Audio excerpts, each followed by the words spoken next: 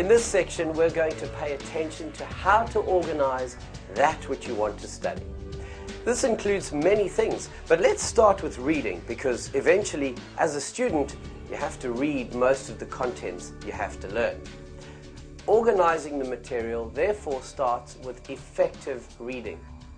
Here are a few tips on reading. First, decide on your aim for reading a book or text. If it's important material, you are to read everything carefully, marking key words, headings, themes, and basic ideas, or making notes. If you want an overview of the book or article, you can scan the work, noting the headings, first paragraphs, first and last sentences of paragraphs, and then read the conclusions and suggestions in more detail. If you're skimming, you focus on headings and parts that stand out in order to identify words and phrases you are looking for. Please note that you must never underestimate your brain. Know that a normal person's brain and eyes can see more rapidly, take in, interpret, and even remember far better than you could ever imagine. But you have to have a plan or strategy and know why you want to read in a certain way. When you speed read, you must not read too slowly, because your eyes take in more than you can imagine. Note the key words and remember your objectives. Hold the book in such a way that you can see the entire page and scroll down the middle of the page fairly quickly with a pen or your finger. Your eyes should remain just above your pen or finger. To organize what you want to learn further means that making your own notes can involve many methods. For example, taking key words from the text, making short notes, drawing up tables, appropriate graphs, mind maps, sketches, symbols, using colors, rhymes, and other creative associations to help you to visualize the information meaningfully.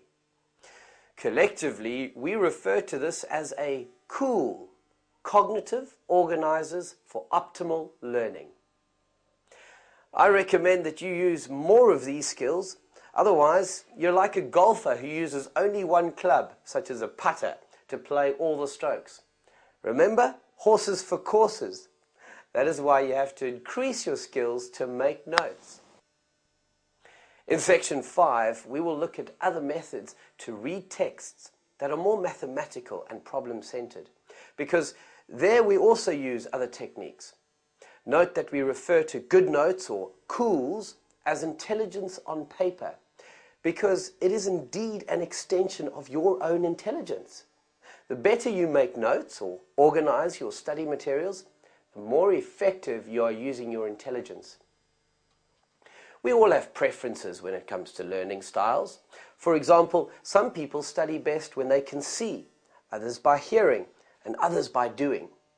I want to encourage you not to use only one method repeatedly for all material, but to expand your repertoire. In this table, a sketch or schematic illustration of, for example, a creative association has been placed in the left-hand column, with the summary or an explanation of what it is in the right-hand column. Why do you think this can be a good way to summarize difficult concepts and effectively organize your study materials? Basically, it boils down to that the left hemisphere of your brain is more susceptible to what is written on the right-hand side of the paper, and the left hemisphere prefers language that is arranged logically and linearly. The right hemisphere of your brain, on the other hand, is more attuned to what is written on the left side of the page and likes pictures that can be viewed at a glance and given outline. Therefore, this table ensures that the two important parts of the brain work together in the learning and note-making process. Another powerful way to organize what you learn, in other words, to make a COOL, is Tony Buzan's mind maps. Here the central theme is in the middle. I use whole brain learning as a theme to demonstrate. The branches are preferably each in a different color, with a description in capital letters on the branches. A branch is the physical semblance of the brain, and the smaller branches sprouting from that one show the other parts of the brain, such as the two hemispheres, the neocortex, the limbic system, and inside the brain, the most primitive part just above the brain stem. Here it is especially important to make pictures, symbols, and other creative associations. Look at our students' bright ideas to incorporate the key concepts in the mind map. The fact that you create the mind map yourself enables you to recall it better. The more you release your creativity, the more you ensure total brain involvement.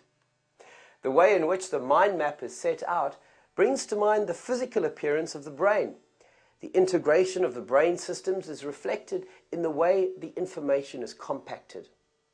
Simply put, your entire brain is involved if you make a mind map. That is why you understand and remember it so much better. The reason is that you're planning, the setting out as a whole on one page, the colors that are used, the pictures and symbols, the associations, the logical setting out, and the language and figures that you use ensure that the total brain cooperates, and that leads to better insight and memory. It is good to know that a graph is nothing but a cool or intelligence on paper. Here, population growth is represented graphically. Try putting this into words and see how difficult it is. But look at this simple graph and you will see clearly how the population of this town has grown from 1,900 to 2,000. There are also interesting slumps that could possibly be explained. If you see it on paper in this format, it is just so much easier to interpret, to understand, and to remember. In this case, it is clearly a better way to organize your material than to summarize it in words. Try presenting some of your appropriate study material graphically. There are naturally many other ways to organize your study material. We have here shown a few good methods that you can use to your advantage as part of your repertoire.